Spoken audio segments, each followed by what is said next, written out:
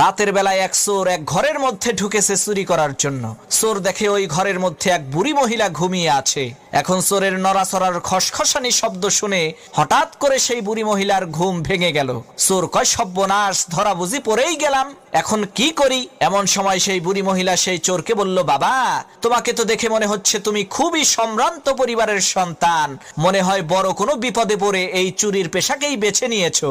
ঠিক আছে, কোনো সমস্যা নাই।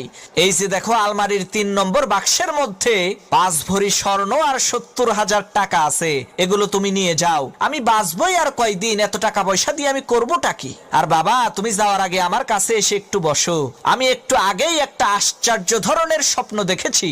এই স্বপ্নের মানেটা আমি বুঝতে পারছি না, তুমি একটু বলো তো এই স্বপ্নের মানেটা কি?